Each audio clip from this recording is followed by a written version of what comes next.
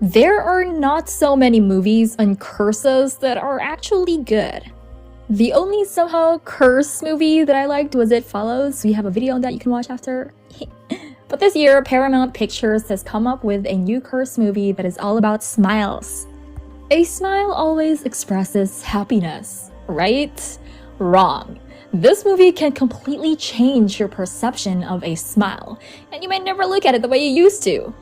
So now that you have been warned, let's start the video. Oh wait, it's already starting. Anyway, hello girls and guys, this is V and you are watching Movies Hunter. So the movie I'm going to talk about in this video is a horror mystery thriller film released in 2022 called Smile.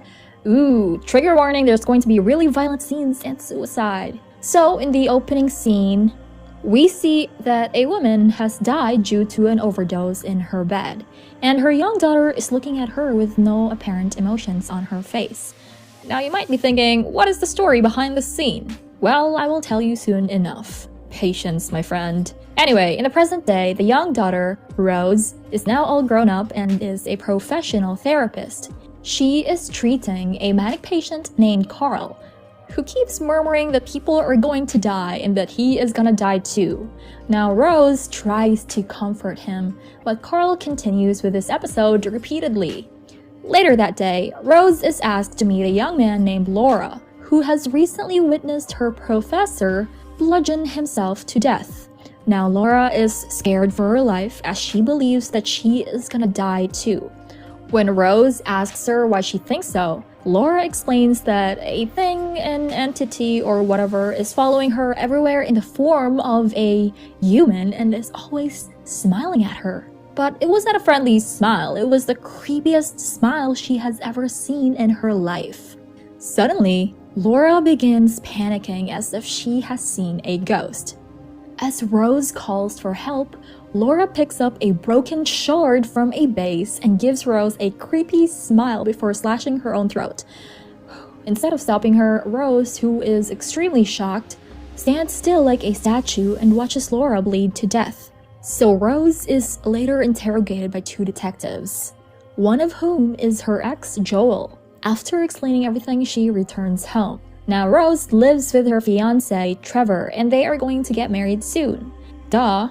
Since Rose is still shocked by the incident, Trevor takes her to have dinner with Rose's sister, Holly, and her husband, Greg. They try to cheer up Rose, but she snaps at them as she is traumatized by Laura's suicide. Anyway, Rose tries to move on and goes back to work. She gets a call from Holly, who tells Rose that her son's birthday is nearing and she should buy something for him.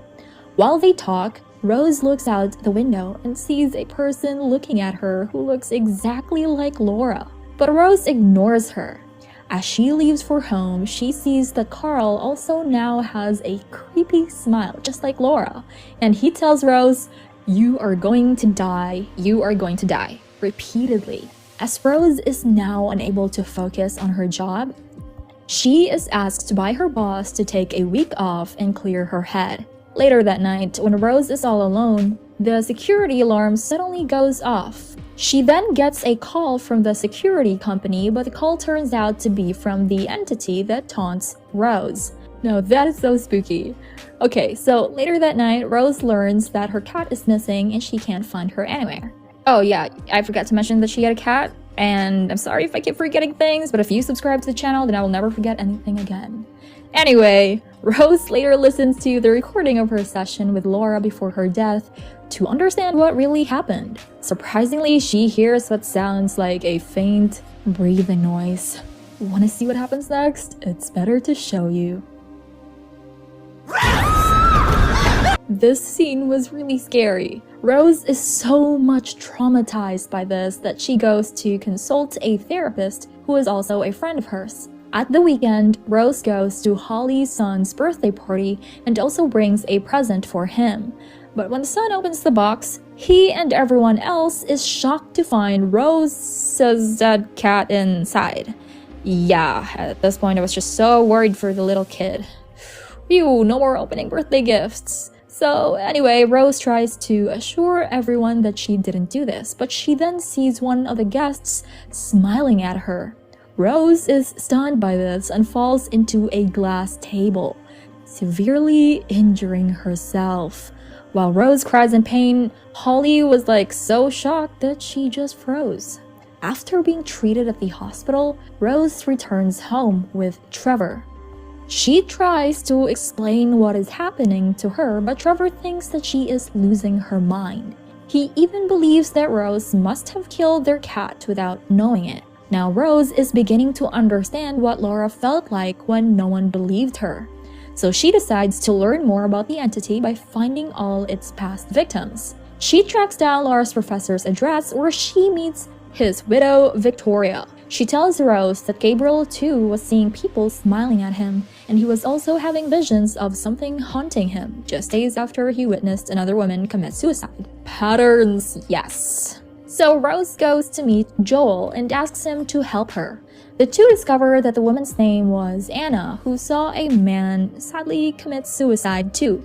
So Rose goes to see her sister Holly and asks for her help. She also apologizes for what happened at the birthday party.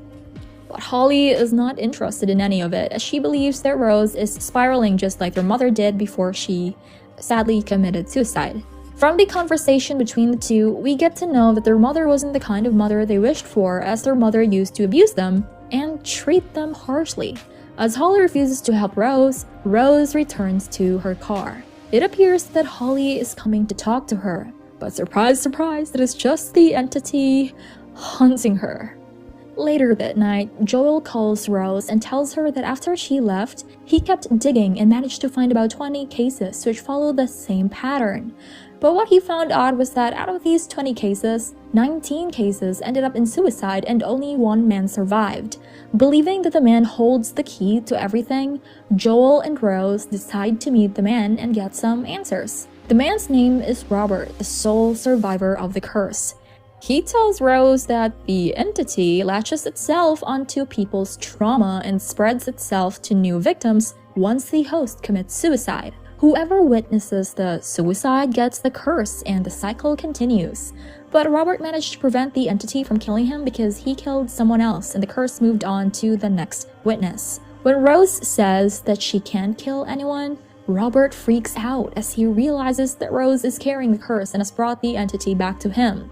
Rose is beginning to lose her mind, and she has no idea how she can avoid her death. Well, if it was me, I would have simply restrained myself, tied my hands and legs so that I can hurt myself, and obviously I won't be dealing with the curse alone, as it is the dumbest thing to do. I would definitely have some help to keep myself in check, and probably the entity will get tired of waiting and will eventually move on to another victim. I can even go into cryogenic sleep and just wait for the entity to move on, because I don't think the entity can keep smiling at me forever. I don't know. So anyway, the therapist from before is worried about Rose and comes to check on her. Rose lies to her that she is okay. She was just stressed out and nothing more. As the two discuss, Rose gets a call from the actual therapist, which means the therapist sitting in front of Rose is the entity. The entity gives Rose a creepy smile and says, "Almost time, Rose." Realizing that she has no other choice, she drives to her job with a knife. She goes straight to Carl's room and stabs Carl repeatedly. Her boss also walks in and screams before tearing his face off. Oh my god, it's gross. But it turns out that it was just a nightmare and Rose is still sitting in her car. She realizes that if she isolates herself, then the entity won't be able to spread to anybody else. So she calls Joel and tells him that she needs to be completely alone for a while, as she wants to deprive the entity of what it needs, which is another victim. So Rose goes driving up to her childhood home where her mother died years ago. She checks out the house and gets flashbacks of the day when her mother died. It turns out that minutes before her mother died, she told Rose to call for help, but Rose refused as she wanted her mother to die for what she did to Rose and Holly. She is still scarred by that, by the way. Anyway, later that night, the entity finally appears to Rose in the form of her mother.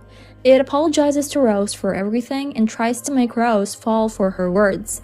But Rose knows that this isn't real and the entity is messing with her mind. So the entity turns into a tall, monstrous version of her mother and follows Rose around the house. The entity tells Rose that she can never escape and will die soon enough.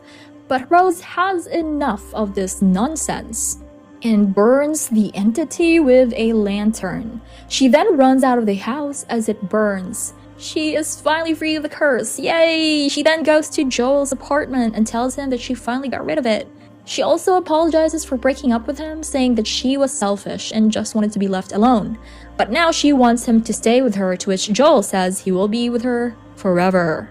He then gives him the same creepy smile. It turns out that Rose was dreaming again and she is still back at the house.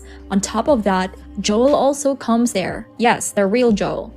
Which means the entity can kill her now and transfer the curse to Joel. Just as Rose feared, the entity finds her and tears its face off before stretching Rose's jaw open and climbing into her mouth. Poetic. When Joe enters the house, he finds Rose dousing herself with kerosene. When she turns around, she flashes her own creepy smile and then lights herself on fire. Joel can only helplessly watch her burn to death. And now that Rose is dead, the curse is now transferred to Joel, and the producers hoped they would get a part 2 with this ending, but will they? I don't know. And so this was the story of Smile. Tell me what you think in the comments down below. Give us a like, and I will see you in the next hunt.